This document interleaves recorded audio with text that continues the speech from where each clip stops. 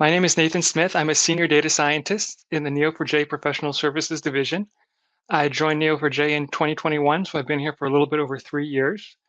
Before coming to Neo4j, I had done previous graph work as a data scientist at LoveEvery and PRA Health Sciences, and my home is in Kansas City, Missouri. I'd like to kind of motivate this session with a quotation from Nick Harkaway, who wrote, "Garbage in, garbage out," or rather more felicitously, "The tree of nonsense is watered with error, and from its branches swing the pumpkins of disaster." On almost every data science project that I work with Neo4j, one of the first steps is always doing some kind of entity resolution. And that's really important to make sure that whether the data is all coming from one system or whether it's coming from multiple systems, that we've resolved those entities to match items in the real world.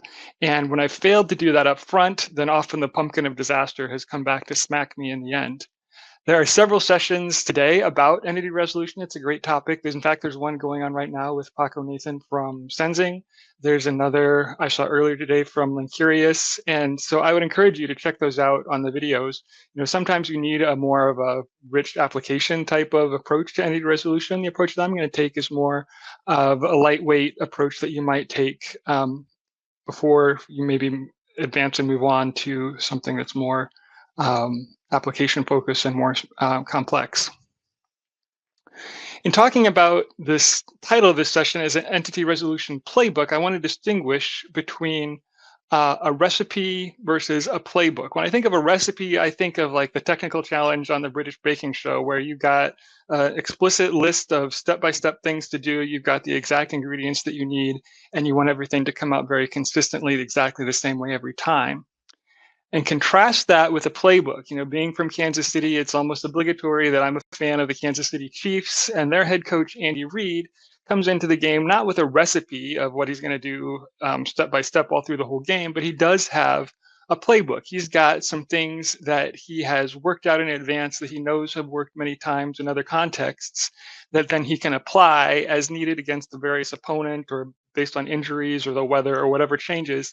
He can adapt, but he's got a bag of tricks that he can pull from. And that's really what I want you to come away from this session, is not necessarily an explicit recipe, but a bag of tricks that you can pull from as you're working on your own projects.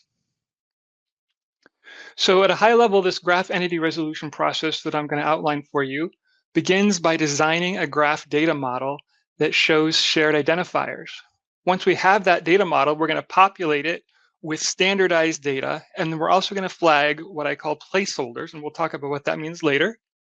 Then we want to identify candidate entity pairs that might be entities in the real world that are the same. Then we'll calculate a similarity score, and for items that are above a threshold on that similarity score, we're going to record the results of the entity resolution process in our graph. So to begin, we need to find a good graph data model. And sometimes when I come into a project, I see a data model that looks like the one on the left. And in some ways, this makes sense because I want to find out if these two people are the same. So I've got the two-person nodes. And then here I've got a whole bunch of properties that tell me everything I know about that person. The challenge with this data model for entity resolution, though, is that from a graph perspective, there's really nothing that connects these two people. I have to look at the individual properties. Looking at the individual properties like that is almost like I might as well just do the entity resolution in Python with record linkage or some other technology that's not really a graph. However, if I come over here at this data model that's on the right, if I refactor the data so that the shared identifiers are actually shared nodes that both of these people nodes are connected to. They both have the same phone number. They both have the same social security number. Now, just as a visual, when I look at this from a graph standpoint, I can suddenly see where the connections are, and I don't have to compare property by property as I would with the model on the left. So identifying these shared identifiers and breaking them out as separate nodes is a good first step. Now, there's also a potential pitfall here, because I think it's important we identify or make a difference between what I call identifiers versus descriptors. Identifiers are things that are pretty unique, that wouldn't be shared by more than a few people in the real world, like a phone number. Maybe 2 or 3 people share the same phone number, but not 100 people, or a social security number or something like that. A descriptor, on the other hand, is something that might be shared by a whole lot of people. So if we look at this picture on the right, we've broken out gender as its own node, and then everybody who has the same value for gender is now suddenly pointing to the same node.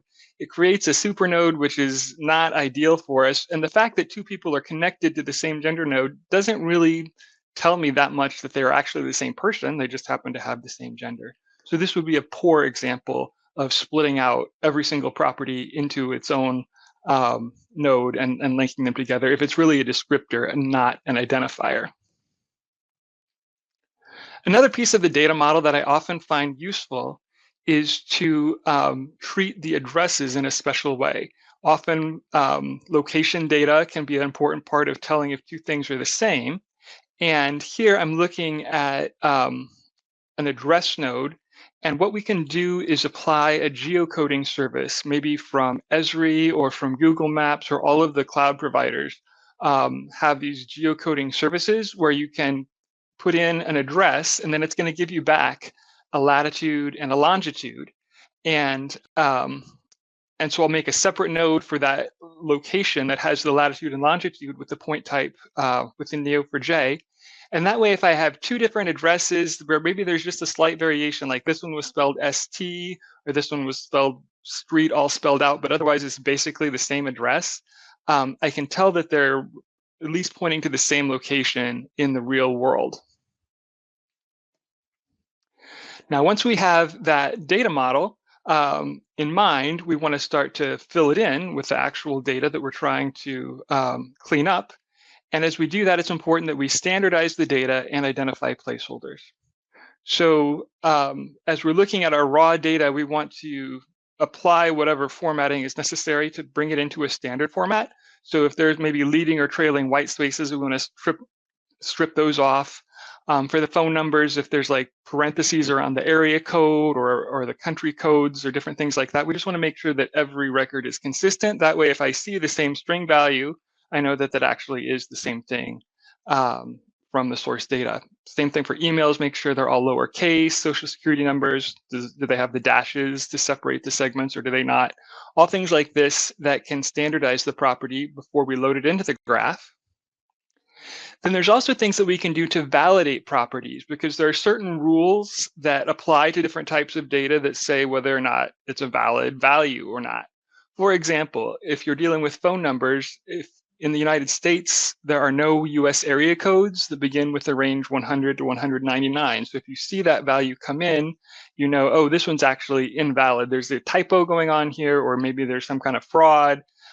Same thing for Social Security numbers. There are certain ranges that are invalid ranges. I've recently been working on a project with NPI numbers that identify pharmacies or medical professionals. And the last number of the NPI number is actually a check digit that has to have a certain value based on the other numbers that are part of that string. And so I can tell maybe there was a typo along the way somewhere, or maybe this NPI number was just made up by somebody. So I usually go ahead and load this invalid data into the graph because it could be a signal for fraud detection or something, but I put a special label on it, and so I can exclude it from the candidate matching, because just because two people have the same invalid identifier in common, that doesn't necessarily mean that they're probably the same person in the real world. It just means they both made a typo, is what I would normally assume from that.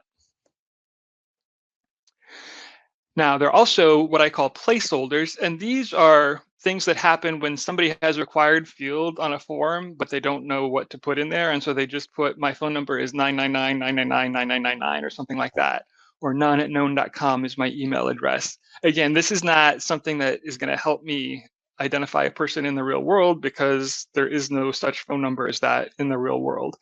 And so we want to try to identify these placeholder values and hold them out from our analysis. And one way that we can do that is using the graph data science degree algorithm to figure out that some of these identifiers have a very high degree. Because remember, an identifier is something that you wouldn't expect to be shared by more than a handful of people or objects in the real world. So I might make a graph projection that has the phone numbers and then the people associated with those phone numbers. And if there's a phone number that has a very high degree, then it's probably a placeholder. And I can run that degree algorithm in stats mode to just get a sense of the overall distribution, like where's the 99th percentile for the most common phone numbers. And then I can also run it in stream mode to get back the actual values. And then again, I can label these values that are above whatever threshold I want to say, hold these out and don't include them in the next steps of the process. So now that we have our data model loaded into the graph, the next step is to identify entity pairs that might be duplicates. Now, when you think about this process of comparing nodes with each other, if I compare every single node with every single other node in the graph, that's a quadratic operation there that's going to take a lot of resources, a lot of memory, and a lot of time to compare every single thing with every single other thing. And so if I can narrow down the universe of things that need to be compared, my entity resolution operation can happen much faster. So this is the workflow that I follow usually. I'll load the graph data model, and then the first thing I'll do is use an algorithm called weakly connected components to start to narrow down the list of candidate matches. And if that gives me a small enough number of candidates that I can afford to evaluate them all, then I'll go on to my next steps in the process of calculating string similarity, calculating descriptor penalties, and getting the final score. But if weakly connected components still leaves me with too many possible pairs, it hasn't narrowed things down far enough, then I might move on to another algorithm called node similarity, which is going to allow me to narrow the field even further. And if that is still too much data to process, or if the number of candidates is too high to run node similarity, because node similarity is also a rather expensive operation, another approach is to use FastRP with KNN, and we're going to talk about each of these three options on the next few slides. So the weakly connected components algorithm is one that just asks the question, is there any possible path that can get me from one node to another node in the graph? It doesn't care about the direction of the relationships. It just says, can I get from here to there? And so as I look at this picture, these three blue person nodes, they all do have some kind of a path that links them together. So I would want to evaluate and say, well, okay, how likely is it that any of them are actually duplicates? Whereas this person node over here on the right, there is no path that connects me from this person to this person. That means they're going to be in different weakly connected components, and there's really no reason that I need to spend time checking other downstream tasks to see if they're the same person, because they have no identifiers in common. And so that allows me to segment the graph and break up my work in an efficient way. Now, the next possible way of filtering things down even further is to use an algorithm called node similarity. Node similarity is asking how similar are two nodes' sets of neighbors. So if I look at this picture, I've got two blue people nodes, and they both share a phone and they share a location. And then this one has also a social security number node that's not shared. So 2 out of the 3 neighbors are shared. And so this would have a Jacquard score of 2/3. And the Jacquard is one of the metrics that you can use when you're running node similarity, and it's often a good baseline. You have an option of 2 other metrics. One of them is called overlap. And with the overlap score, instead of taking the size of the intersection of their neighborhood divided by the size of the union of the neighborhood, the numerator of the fraction for overlap is the same. It's the size of the intersection of the neighborhood, but then for the denominator, we take the size of the smaller neighborhood. So in this case, there are 2 nodes in common, and then the node with the smaller neighborhood has 2 nodes in its neighborhood. And so we have 2/2. So the overlap score would be 1.0 versus 2/3 for the Jacquard score.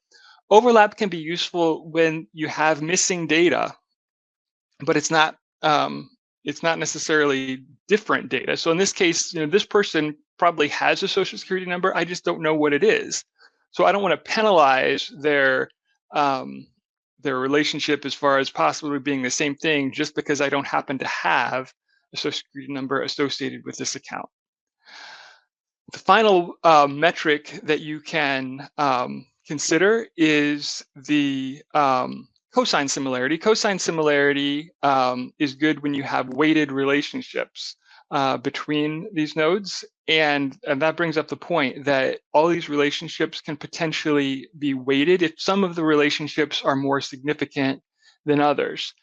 And I also want to mention that if you're wanting to use weighted relationships with node similarity, I would encourage you to make sure that your GDS version is upgraded to version 2.10.1. There was an important bug fix in that release that solves some issues with weighted Jacquard.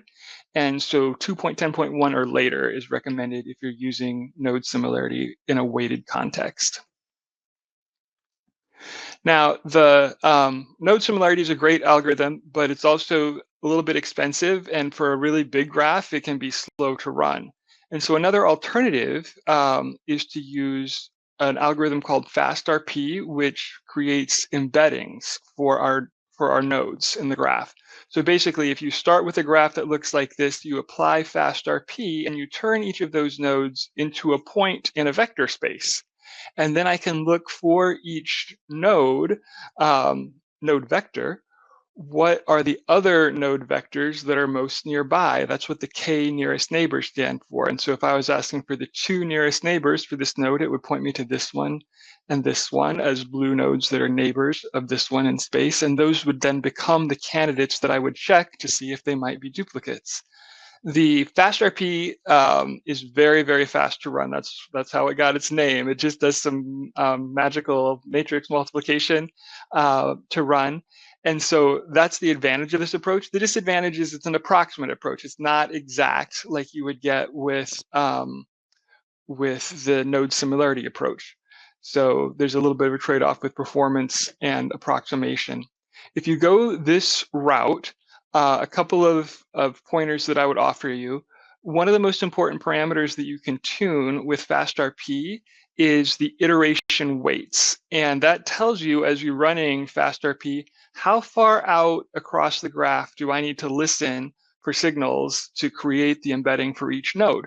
And in our case, if it's like a bipartite graph like we've been looking at, I really don't need to go out more than 2 or 3 hops. I don't need to have an iteration weight that has 5 or 6 or 7 positions in that iteration weight vector, because that's listening way too far out when I'm really just looking for who are my nodes that are just a couple of hops out. And so set a low iteration weight of probably 2 or 3 at the most when you're using FastRP for this purpose. And then when you're running k nearest neighbors, what it's doing is it's starting with a node, and then it is getting a suggested set of other neighbors that might be the closest k nodes. And then it just tries to swap out other nodes into that neighbor set to see if it can improve the distances associated from the node that you started from. Well, that initial potential neighbor set that it starts from can be generated in a couple of ways. One is with just a uniform random sample where it could pick any node from anywhere in the vector space, anywhere on the graph. The other alternative is to use a random walk. And this is usually the better approach if you're trying to just find the nearest neighbors, because it's just going to search out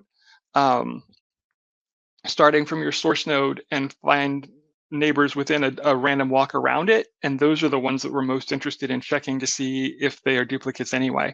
So the random walk initializer is a good step if you're using FastRP with k nearest neighbors. All right, so now that we've identified our candidates, we're going to move on to calculating the similarity score. And there are probably some properties like a product name or a person name that are just text properties that we would like to compare. And Neo4j within our APOC text library offers a whole bunch. You see a long list here on this slide of different ways of comparing texts.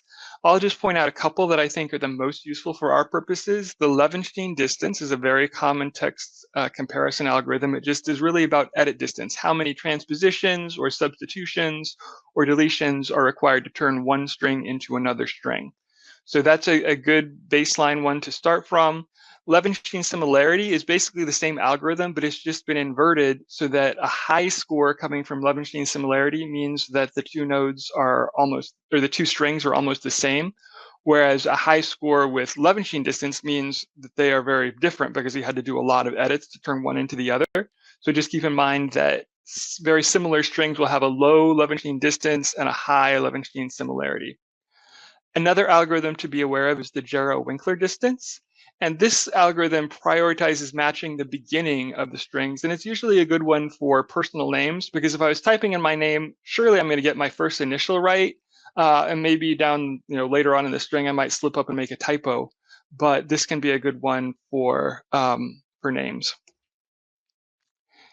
This is also the point in our entity resolution process where we're going to look at conflicting descriptors and create some kind of a penalty associated with that. If I look at this picture, here's two person nodes. They both share the same phone. They both share the same address. Oh, so that looks promising. That might be the same. If I look at their names, the strings are only one character apart. So that seems also very promising. Robert Johnson, Roberta Johnson. You might be thinking they're the same. But then when you look at the gender, this one is male, this one is female, and you realize, oh, that actually makes it, now that I have that extra piece of information, it actually makes it a lot less likely that the same person, that they're duplicates. And so, so that's an important piece of information we want to include in our final formula. So to find this final formula, basically, we're just going to combine all the ingredients that we've been working with so far. I'm going to take the node similarity score that's maybe going to come from k nearest neighbors or coming from node similarity, and that's the way that I'm going to account for the common neighbors. I've also got maybe a string similarity score that's based on how similar the text properties are. And then I've also got a penalty for unmatched descriptors, and I will apply some kind of a weight. And sometimes I'll just kind of look at the data and kind of play with those different weights to see what seems to work best. Or if we have a deduplicated data set that you're already confident in, I could train a machine learning model to find the right way to combine these ingredients, maybe with a logistic regression to get the right weights for our inputs. So here's an example of a Cypher query, how we could do this. I'm going to start by streaming out. I created in mutate mode when I ran node similarity, a new relationship in my projection called has similar identifiers, and it's going to have a similarity score that I'm going to get back from mutate mode. And then when it comes back from the graph projection, the source node ID is just a number. The target node ID is just a number. So I'm going to call gds.util.asNode to turn those into actual nodes. And now that I've got those nodes, I can retrieve their text properties, their name properties here, and then I can call the Levenshtein similarity function to get the text similarity.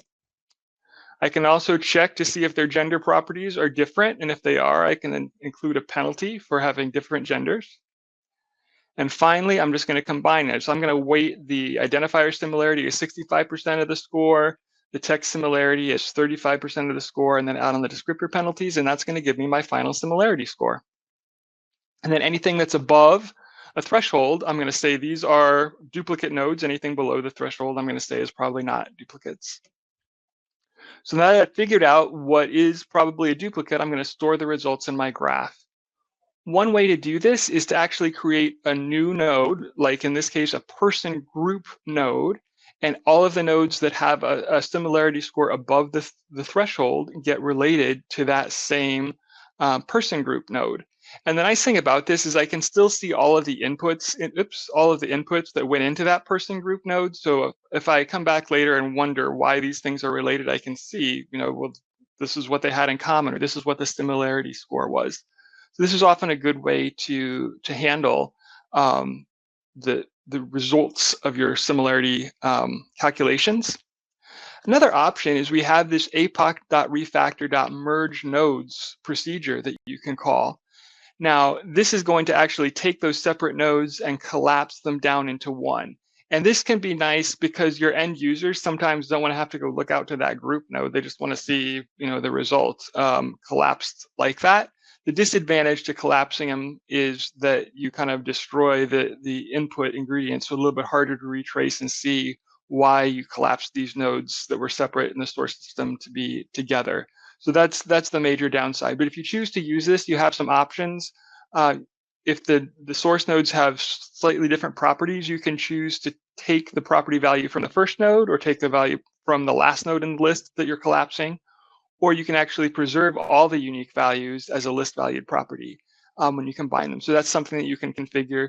You can also configure if these two nodes that you're combining are both related to the same neighbor node, then you can choose to collapse that relationship. That way, after you've done the merging, you don't end up with two parallel relationships pointing to the same neighbor, but you just have one relationship. So those are some things to configure with that. Another option is not to change your graph at all, but to send your results back to the source system. And then you can merge them there or deduplicate them, perhaps with a human in the loop to help you figure out, was this really a data entry error of some kind that you can clean up? And then when you re-ingest that data to Neo4j, the duplicates that you have identified will be cleaned up. So that gives us our whole graph entity resolution process from beginning to end. We designed the graph data model that showed the shared identifiers. Then we made sure that we standardized the data before we loaded it into the graph. And then we could also use GDS to flag the placeholders where we had the same value showing up more often than we would expect it to with different profiles. Then we identified the candidate entity pairs that we wanted to compare. And we had 3 different ways to do that, depending really on the volume of the data.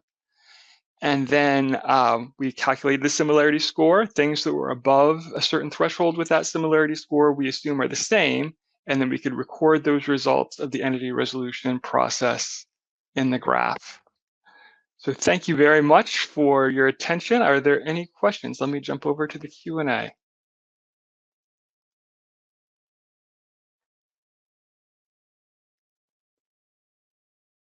How is FastRP different from vectorizing the property of each node? Oh, let's see, there's more to this. Like the new Neo4j vector index. So that's a good question, Nick. FastRP is really about vectorizing the topology of the graph. You can potentially include node properties when you run FastRP, but for the situation that we're doing here, I would recommend that you've already moved those properties for the shared identifiers off to be their own nodes. And then it's really the topology or the relationships within the graph that we're trying to encode with the FastRP. And so that's what you're going to get out versus the vector index is more if I have a new query vector that I want to check on, I can query that, and it's kind of like the k-nearest neighbors, but it's done in real time for one specific vector that you're trying to match. So hopefully that answers that question adequately. And Kenneth asks if I have a blog post for this methodology, and I don't, but it would be a good idea to write one. So thank you for that suggestion. And this video will also be available on our YouTube channel, so you can come back and refer to that as well. And Mark asks, the recommended strategies are to be done after we have data in the graph. What are some data collection, NLP, entity resolution processes you can do beforehand? And that's very true that, certainly you don't have to do everything after it's in the graph. And I think some of the standardization topics that we talked about just trimming the white spaces around or making sure that everything's in the same format, that's a really good way before you even load the data into the graph to begin to handle this entity resolution. But as much of the processes you've done in advance in other ways with other tools, and then you bring that into the graph, you can still reflect the results of that in the same way that we were showing with the graph-based approach, where maybe you make a group node that you relate everything to, or you possibly even merge the nodes after you bring them in. That can still be relevant even if you've done some of the other work upstream. So let's see, I think we're just about out of time, but do we have any more questions here? I think we might have addressed them all. Great, well, enjoy the rest of nodes. And if you have any questions beyond what I answered today, feel free to reach out and we'd be happy to continue the conversation.